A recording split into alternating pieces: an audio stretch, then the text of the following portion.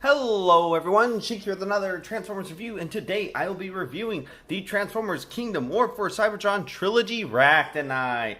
And there he is, and let's take a quick look at the packaging. As you can see, there is Ractonite done in artwork, and as you can see, he has hands, whereas the actual toy he does not, but making his peg into a gun. And then, as you can see, there's his face, noggin, all that, and there's standard artwork. He transforms into a skeleton Triceratops in 16 steps, and there are his components. He can be put on Huffer, even though he is marketed as a Predacon, as far as I am aware. Anyway, let's go ahead and get him out of the box. Yes, definitely Predacon, right there. Anyway, let's open him up. Decided to do it this way for a change. Yep, completely disassembled the box. Do not eat anything in here. And there we have the instructions. Ractonite, yes, Predacon, and transforms in, like I said, 16 steps. And here we have his other things that he does. Yep, there he goes on Huffer, making like a giant hammer thing, something. Like I said, I'm not sure why Huffer. It's probably because he's a wave mate rather than just saying, hey, let's have another Predacon or Decepticon wield him. So sword, a shield, and some other stuff, other formats. Pretty much standard with weaponizers, or fossilizers as they call this version or iteration. Let's go ahead and take a look at what the golden disc sticker has for us. It is Optimus Prime, the heroic Autobot leader who is a serious letdown for these for the Netflix show. And yes, he actually looks more like goes from looking, I don't know, it somehow seems more like G1 Optimus Prime in this. Maybe it's because it's not like, you know, prehistoric Earth on the back. Anyway, him leading the Maximals. Another sticker to add to the collection.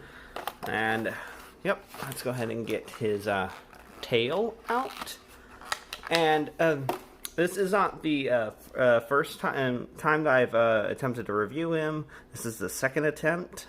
And as you can see, it's a grayish-white rubbery plastic. And yes, I'm getting distracted again. Anyway, I did review him a little bit before with a different Ractonite, but that Ractonite had a quality control issue that caused a part of him to break, which I will show during the review, where he broke, and I returned him, and then eventually got him when I found him in the store at another place.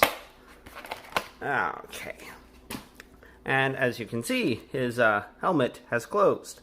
Anyway, let's go ahead and open up that helmet, put down the little peg, and let's take a nice close look at his face. At the face, focus on the face. Yep, as you can see, it is like a bone gray with some paint on there to make it look a little like old or damaged, weathered. Yeah, more weathered than anything else, I think. And then there's black for his faceplate, red for the eyes, gray for the rest of the noggin. It does rotate full 360. It is on a ball joint as far as I can tell. Wiggle waggles a little bit. Let's go ahead and take a look at the rest of the detail. As you can see, he has more of that weathered detail paint. Black for between the rib cages to give the more skeletal look and feel rather than just having all the same color, and also that would just make it look really bad. And then as you can see, there is his crotch and the rest of the bony dino legs. That's the problem with reviewing it without much of a backdrop, is that it wants to focus on the background, not the foreground. Anyway, yeah, moving right along, there's a Predacon emblem, and there's a spiny back, head right here. And there's also another piece. Oh boy, and it just popped off the horns. I'm sure that can either be glued on or something, because it didn't pop off on the other one, but I'm sure it could easily be glued on. Anyway, let's go ahead and do his articulation. Arms do full 360. You go out that far, at least on this side, and that's more due to transformation. If you're going based more on expected joints, it's about that far. Biceps full 360, and they are on a friction peg. And then, of course, there is bend at the elbow. Double bend too, if you want to bend that as well, but it's not. But it's a little more stiff. And then, as you can see, no hands, just feet. There's pegs. If you're going based on the way it looks in the box, this is the one that has his tail attached, and it's like maybe like a flail, sword, club. I really don't know exactly what they want this weapon to be. And then for this arm, it goes out about that far until horns are hitting his head. Full 360 right there. Bicep swivel, which is also a friction peg. Bend right there. Can't go back very far at all. There's peg, which is supposed to be a peg gun. I don't know. And his hand would be right there. Not sure why they didn't place some little hands or molded hands or do a little something else. It could have made it look a little bit better. But what really sells me on this guy is his, like I said, face, or like I showed you, his face sculpt. It looks very, very nice. Very nice indeed. Like I already showed you. Anyway, I'll show you the joint that was problematic. It was this one right here. Like, it would not bend, and then it wouldn't rotate like that. It was just, I don't know what was wrong with it. I mean, I could have possibly taken it apart and figured out what it was, but it ended up snapping off. Like it actually, the part where it rotates, like right here, this part that's connected into the internal, it just completely twisted off, and there was, no real feasible way to fix it. So I was like, yep, not going to try to fix him. I'm just gonna return him and possibly get another one to review, which is what I decided to do ultimately. Now let's go ahead and get him transformed into his Triceratops mode. Alright, hopefully this Trader Joe's paper bag will make for a decent enough backdrop so the camera will focus a little bit better. Anyway, let's go ahead and get him into his Triceratops mode, which I just mentioned ago. Well, first off, you want to take off his weapon. Then you want to take off his arms. Take off his arms. Take off his shoulders. Take off his shoulders without popping this off. At least on my version. Close that up. You also want, essentially you just take them apart and then you put them back together. Anyway, let's see. Leg right here. Leg right here. Then put these pegs down. I mean, I don't think it matters too much which side it's on, but of course you want to if you don't want peg or holes on and weird gaps, obviously you want to have them like that. And then you want to go ahead and take the back tail section, flip that out. And then you also want to then put the hips in here like so, and then put the tail on, and now he has a proper tail. And go ahead and just bring these two sections together, and there, as you can see, we have a mostly put together Triceratops skeleton. And then now this depends on what your preference is. If you want to make it look like he has a tongue in his dino mode, you can leave that up like that. Or you can line it up with his jaw so he doesn't have a tongue. Or if you don't want anything in that jaw because it should be a full gap or something, you can bring it all the way down and back, but then it's resting up against the bony neck. So I guess it's all up to personal preference. For me, personally, I like to keep it in line with the jaw so that he doesn't have a visible tongue and it's not pressed up against his bony neck. Then go ahead and plug that in, and here we have a complete Triceratops skeleton. And I will admit, he looks amazing. Better than his robot mode even. Mainly just because he looks so short and stubby with his with the way the hips and everything. Yeah, very, I guess a little chunky, but still cool nonetheless. But yeah, let's take a look at all this look at all this detail. I mean, all the weathering on the bone makes it look more like a bone white than just complete white like on the tail. Would have been a little nice if they could have made it look a little more like this color. Would have been better if they had just done a complete gray, in my opinion. I do like how it's nice and glossy, even though it is weathered looking. It just looks so amazing. And then a bright red for the eyes. Part of me is half tempted to take a black Sharpie and maybe make some pupils on there, but then again, it goes away from the thought of a monster skeleton baddie or whatever. Anyway, let's go ahead and take a look at what he looks like with his accessories put together.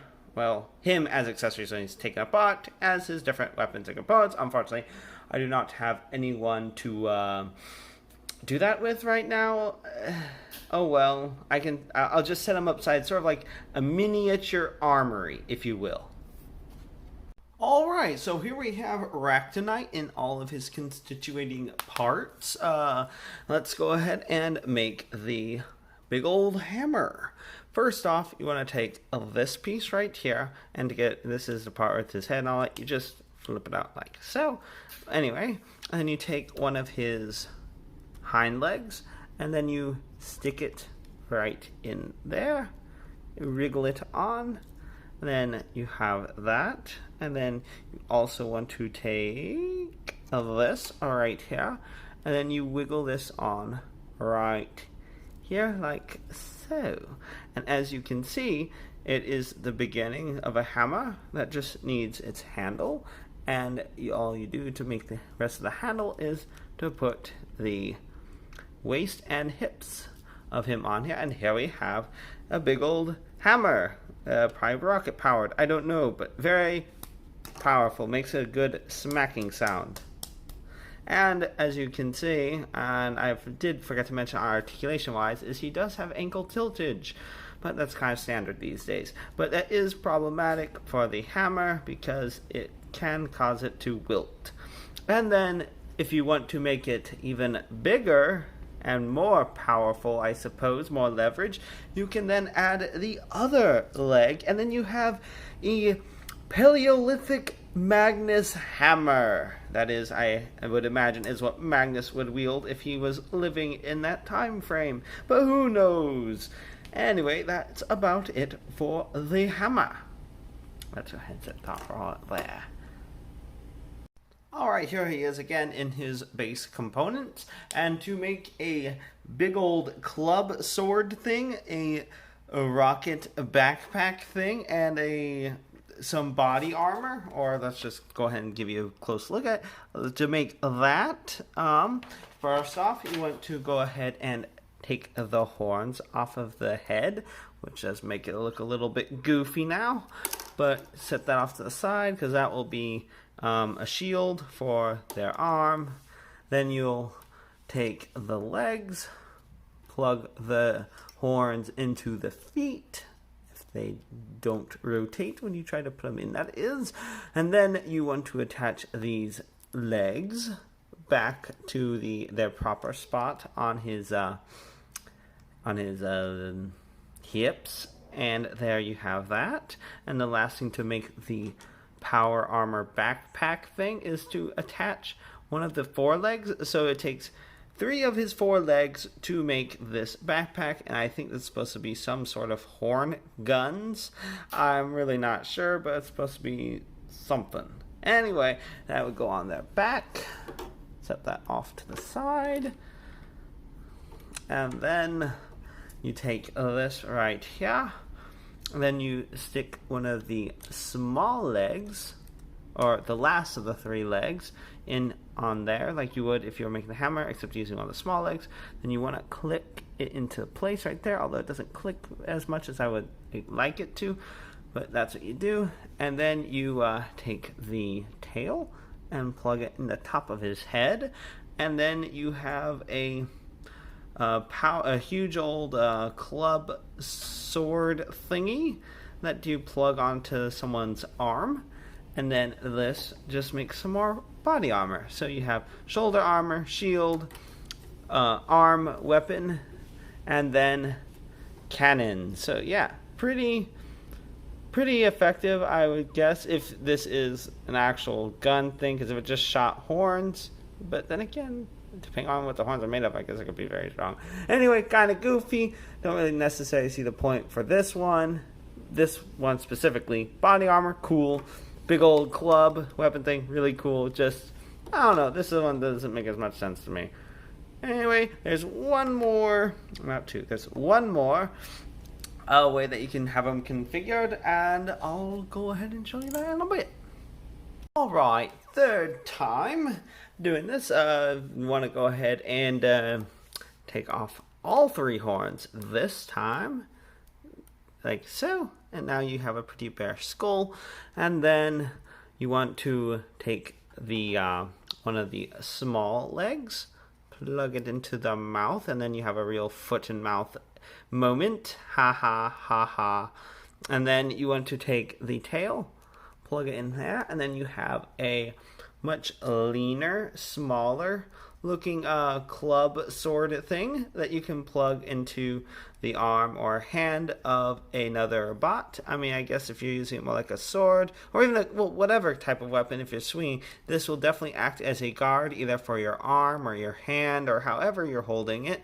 So I mean, and also I guess the fearsome face of a hornless triceratops could possibly strike fear into the hearts or sparks of your opponents. And then for the other part of the weapon, which is a more blunt, I don't know if it's more blunt or not, but another weapon nonetheless. First off, you want to take and rotate this back around like so. Come on, is it clipped? Yes. Okay, it's back as it's gonna get. Anyway, then you want to take his crotch and put it right in front of his face or butt, yeah, and depending on how you have it orientated. And then you want to take all 3 horns and you're going to plug them around on the main body of the triceratops. And then you put the big horn, or the 4-horn, or whatever you want to call it, right there. And then you have a giant 3-spiked mace, if you don't count all the ridges along the spine. So yeah, there we go. And it doesn't say anything doesn't want to have you do anything with the rest of the legs. I'm sure you could do something with it because, you know, it is a fossilizer / weaponizer. If you collect a whole bunch of these, whether it's a bunch of Ractonite, a bunch of Paleotrex, or all the other ones that they've released, there's all sorts of combos you could come up with. You could probably even combine fossilizers with weaponizers for some interesting mashups, like sort of like Beast Machines, although let's not really go there because that's one of the weirder Transformers shows that it was an interesting watch, not necessarily one that I want to necessarily watch again, but it was different. Anyway, let's go ahead and get him back into his Triceratops mode. This has been a review of the Transformers Kingdom War for Cybertron Trilogy Ractonite. If you like this review and you'd like to see more, please click that like and subscribe button to see more. And if you'd like to check out any of my other videos, feel free to check out my other playlists or any other videos in this Kingdom playlist for figures of this line. And until next time, have a good one, everyone.